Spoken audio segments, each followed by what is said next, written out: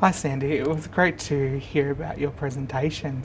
Could you tell us a little bit more about the work, the presentation you did yesterday? Yeah, it was wonderful to be here. I have to say, I used to teach. I did my undergraduate degree at Wollongong. I used to teach here, and it was great to be in this sort of space. Wonderful to be supported by the Feminist Research Network here, and wonderful to be supported as always by FIRE and by Bronwyn. And great that you guys worked together to actually set up something like this, because I don't think we've had anything like this before. In Australia we've been racking our brains to try and work out if anything like this has happened before, and I don't think so.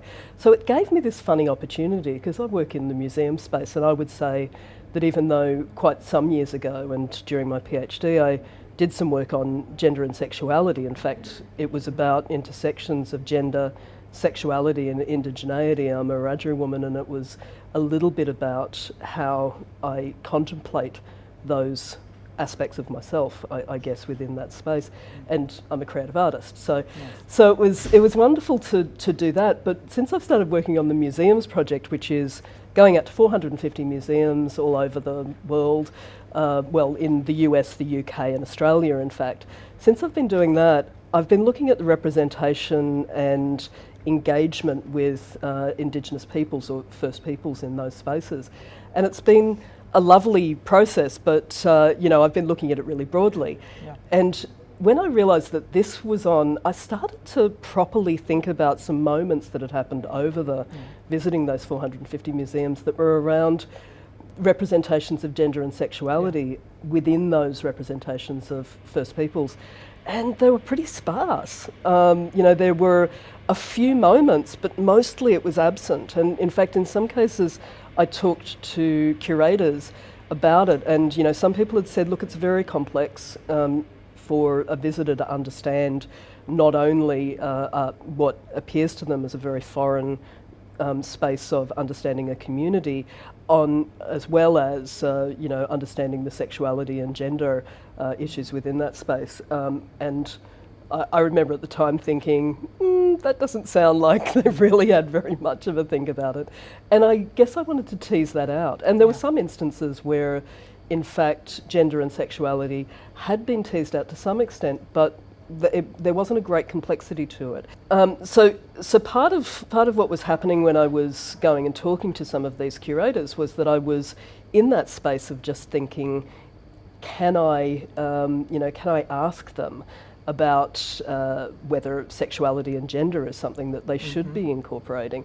And really I was there to say, tell me what works in this space, tell me what's wonderful in terms of this engagement, tell me how you have these successes. And then to suddenly suggest to them, oh, look, hang on, sorry, I actually think you don't have much in the way of sexuality and gender representation. It felt a bit like I was loading it up in a particular way.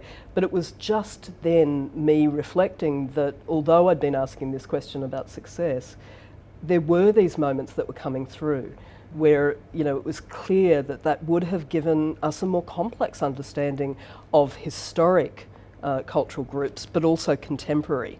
Part of what I've tried to do with the museum stuff is to say, we're not in a glass case. We didn't exist 200 years ago. We're here now, and we're queer now, and so we should have some sort of space of representation.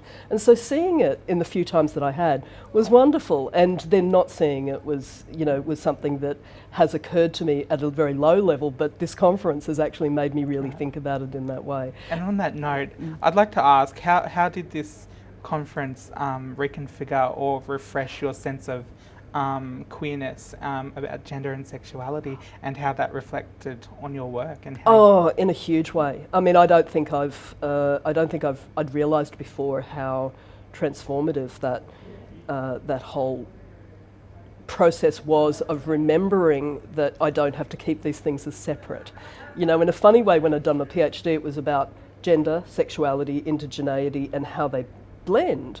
But it reminded me that I don't leave that stuff at the door when I look at the museum's work, that I don't have to, and that it can inform without it being really present. Because part of what I was attempting to do is to say something can be very low level, it can be, it can have a transformative element, to the work. But it doesn't have to be.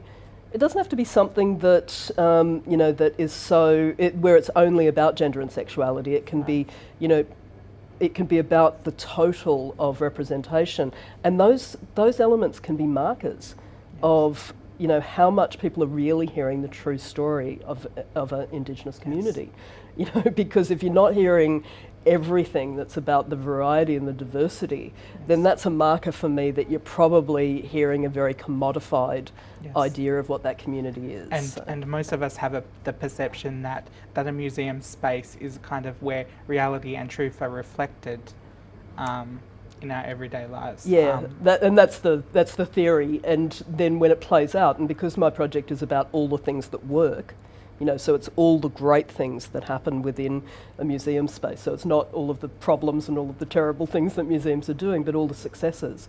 And because of that, when I do see it now, and that's why I want to be able to reflect on those elements, and that was one of the things that this forum's given me, I want to be able to celebrate that. Yes. And I think that we need to celebrate it. I guess what I'd like to see more of is the celebration within ethnographic museums of that diversity and sexuality and gender, and it's maybe given me a push for having that sort of suggestion.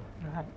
So it's great to hear how you've kind of filtered gender and sexuality through your work in your dynamic ways, and I can't wait to read about it in the future. So thank you, Sandy. I can't wait to write about it in the future. Thanks again. Thank you.